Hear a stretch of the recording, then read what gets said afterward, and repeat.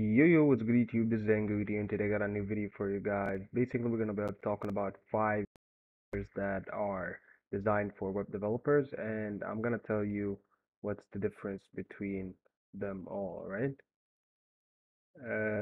All right. So we're just gonna basically check out the basic browsers that we already have on the internet, which is Firefox. All right. So Firefox is great for most case scenarios. However, there is a developer version of the same like browser, which is more oriented to developers and web developers. So if you go into the developer mode over here, you're gonna find out that it is basically kind of the same. There's not really much additions, but the browser itself is built for web developers here in the Firefox Developer Edition, compared to the normal Firefox edition, which is tailored for normal users, right? So you do have the same thing in Chrome. You do have the normal Chrome, and you do have something called Canary, which is also built for developers. So Canary Chrome. Um, it is basically again the same thing, but the Canary version of Chrome is developed for web developers. So it's tailored more to web developers. But the problem was with the Chrome Canary is that it's unstable. Does not have stable versions. It's kind of like Chromium and like these versions of Chrome. All right, so one last version of Chrome that we're going to be talking about is called Brave. Brave is great for web development and for security, like major role. It's used for security. It's actually better to be used for security. However, there is also like developer tools and performance and basically just just a couple of more tools over here for security, like a VPN that you could sign up for, and like a cryptocurrency. So what you'll find in Brave and like similar browsers. All right.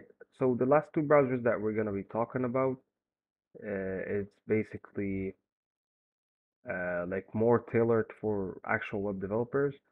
So is that is gonna be the Brisk browser and the LtBrowser. And what these browsers do differently is that they're tailored specifically for web developers. So if, for example, I go into the developer tools over here, it's the same thing. You're not going to find anything different. But if I click over here,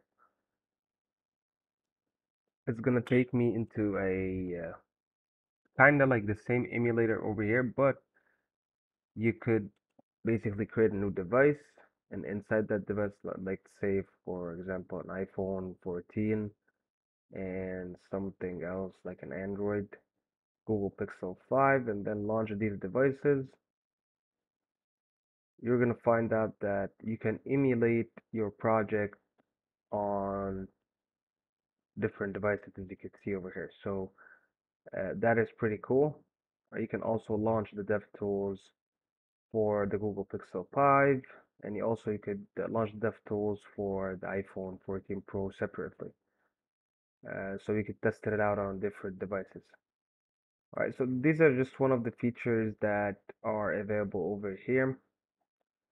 That is available on Brisk browser, all right, Brisk browser and LtBrowser. You can also add the same thing over here in LtBrowser.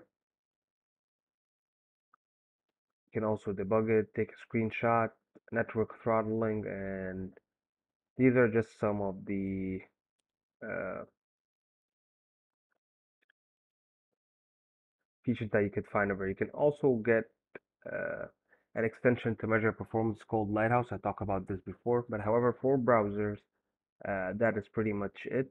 And if you guys want to check out more reading where we got these browsers from, you can check out this article that I'm going to be leaving down in the description. It's written by James Lee Page. And yeah, one last thing, the difference between Brisk browser and the LT browser is that there's just a performance report. You could just get a performance report over here directly from the LT browser. It's kind of like Lighthouse, but there is an issue in that. However, this is what we talked about today.